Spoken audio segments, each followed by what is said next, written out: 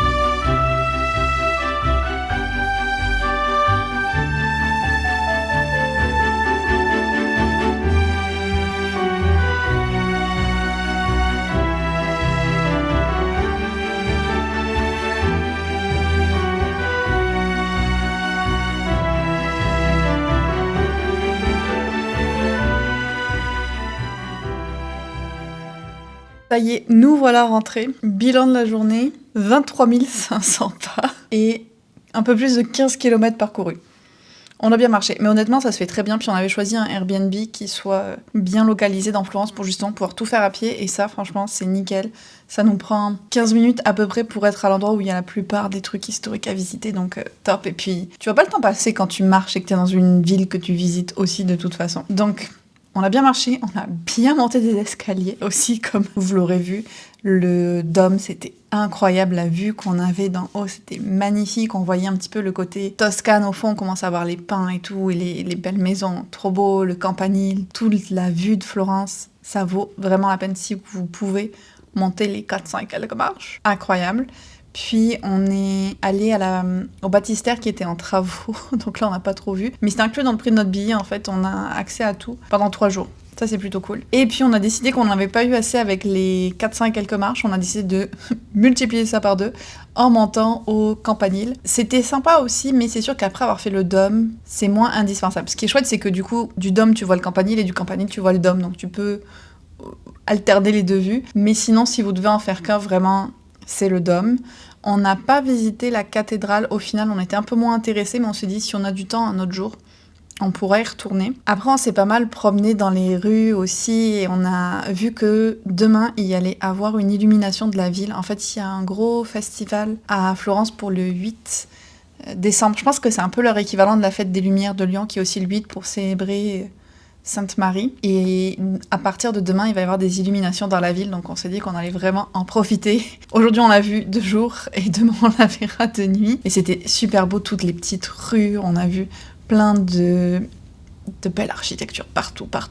Plus tu regardes, plus tu vois des détails, des endroits où c'est peint, genre juste on voyait à l'intérieur de certains immeubles les plafonds peints et tout, genre incroyable. Et puis on a mangé vraiment une super bonne focaccia, et je pense qu'on va refaire ça les midis. On s'est dit que c'était un peu plus économique comme solution, ça nous permet de manger où on veut aussi, on a pu se poser sur une place et manger tranquille, c'était vraiment nickel, et je vous recommande vraiment cet endroit là aussi. Et l'après-midi, le Palazzo Vecchio, là aussi c'était l'opulence complète des Medici, genre incroyable de s'imaginer vivre dans des pièces comme ça, les peintures et tout, c'était fou. On a remarqué qu'il n'y avait pas beaucoup de cheminées par contre. Je sais pas si c'était dans des pièces qu'on visitait pas, mais sinon, il devait pas faire très chaud. Et puis au final, on a été plus rapide qu'on le pensait sur notre horaire, et donc on a eu le temps aussi de visiter la galerie des Offices.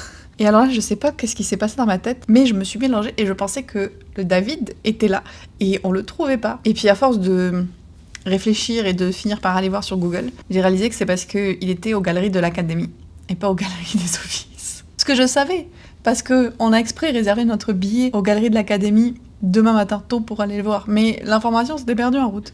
On a vu par contre des Botticelli, la Vénus, qui est très très connue, mais c'était encore une fois très impressionnant. Vraiment, les peintres Renaissance italienne, ils étaient très prolixes. Alors c'était vraiment sympa de le faire avec Marion, parce qu'on a tellement commenté toutes les statues et les peintures qu'on voyait. On s'amusait à essayer de deviner les empereurs romains dont on voyait les bustes. Franchement, c'était très fun de faire cette visite-là ensemble.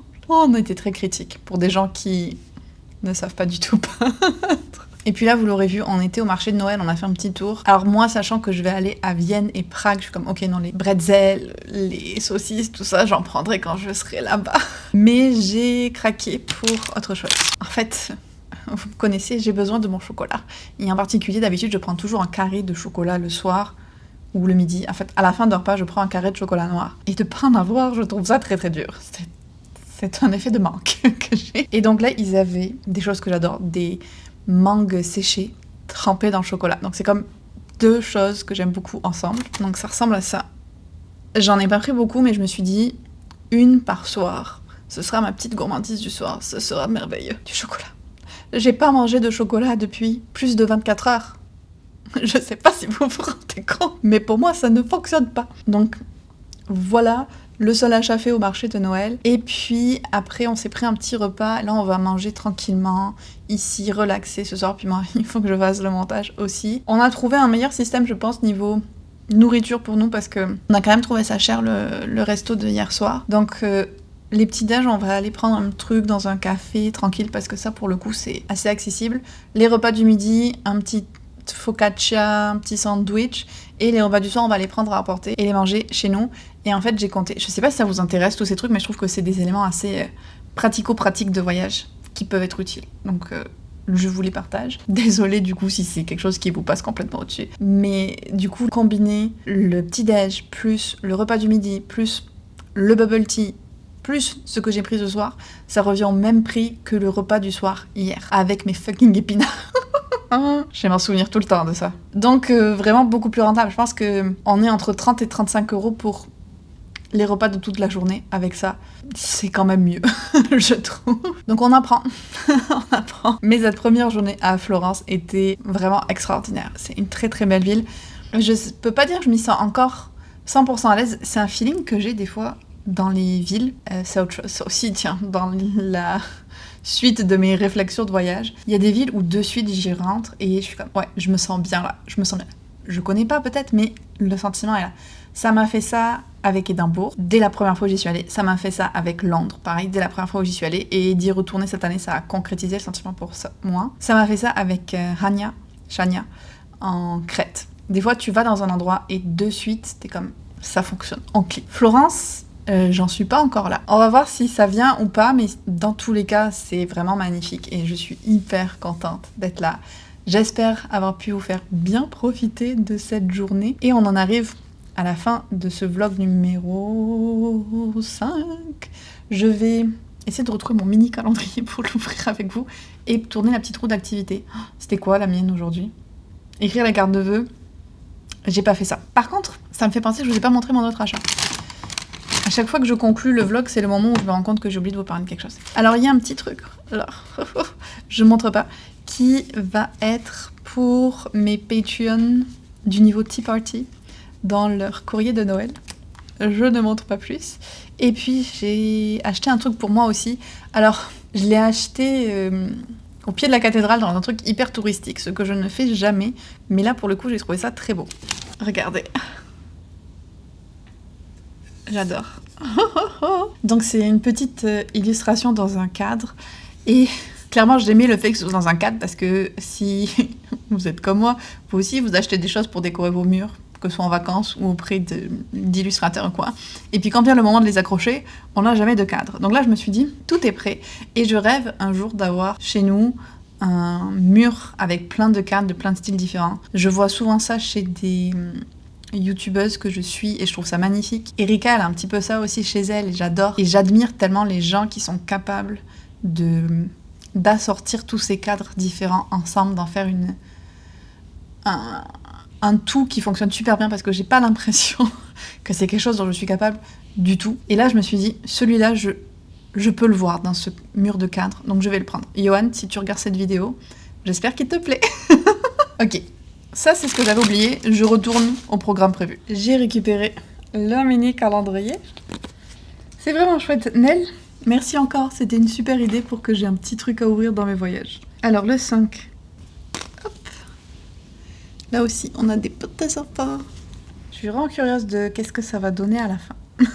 Et la petite roue des activités. Vous pouvez mettre en commentaire si vous avez écrit des lettres de vœux ou si vous prévoyez d'en faire. J'avoue que j'avais arrêté de le faire pendant très longtemps. Je pense que quand j'étais petite, mes parents en envoyaient aux gens, mais vraiment quand j'étais petite. Et puis j'ai repris il y a 4 ou 5 ans, peut-être plus. En tout cas, à un moment quand j'étais au Canada et que je rentrais pas pour Noël, je m'étais dit que ce serait chouette d'en envoyer à ma famille et j'aimais vraiment faire ça. Ok, on y va pour aujourd'hui.